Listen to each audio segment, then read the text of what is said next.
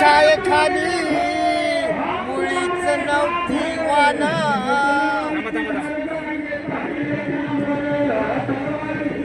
जरांगे पाटलाच्या छायेखाली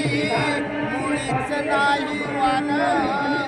आनंदाने नांदत आहेत हिंदू मुसलमान आनंदाने नांदत आहेत हिंदू मुसलमान जरांगे पाटलाच्या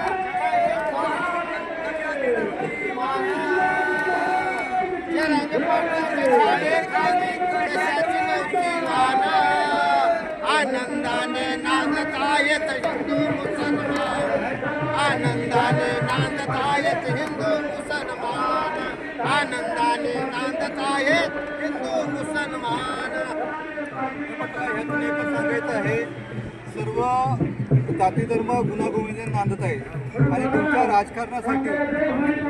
विनाकारण राजकारण वेटीस धरून एकामेकात बंधुत्व जे आहे बंधू ते त्यात कुठं तर मिठाचा खडा टाकू नये आणि हे राजकारणासाठी चाललेला हा खेळ याचा खेळत राहावं आणि वेटीत धरावं आणि आपल्याला फक्त निवडून यायचं आहे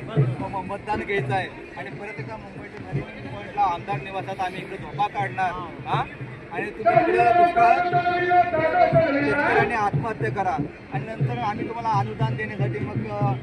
वेगवेगळे आयोग स्थापन करू आम्ही हे करू ते कायदा दाखवू अमुक कायदा दाखवू कायदा हा शेतकऱ्यांना समजत नाही त्यांना कायदे दाखवू नका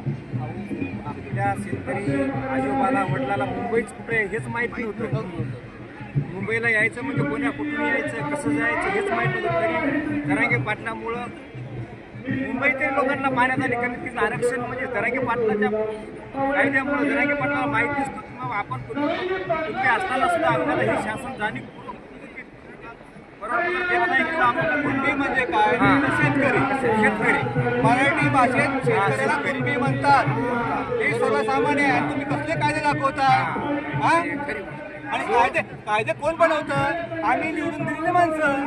आणि ते इम्प्लिमेंट कोण करतं कोर्ट करतं हे मराठा समाजाला कळलं नाही कारण तो तिथं शिकला नाही जो शेतकरी शेती कसतो म्हणजे ते कुठली मराठा शेतकरी म्हणजे कुठली झाला तिथं आणि 79 वर्षात आला तुम्ही कायद्याची भीती घालत आहे अरे त्या ब्रिटिशांना इथून हाकलून लावलं त्या मराठा समाजाने त्या समाजाला तुम्ही कायदा दाखवता बोललाय आणि फक्त आता जास्त वेळ न लावता म्हणून जरांगे पाटलांना आरक्षण फक्त द्यावं तिची आमची एवढी इच्छा आहे हे एक मराठा लाख मराठा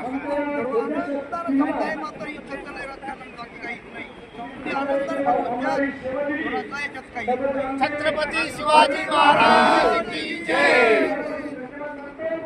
बरं दादा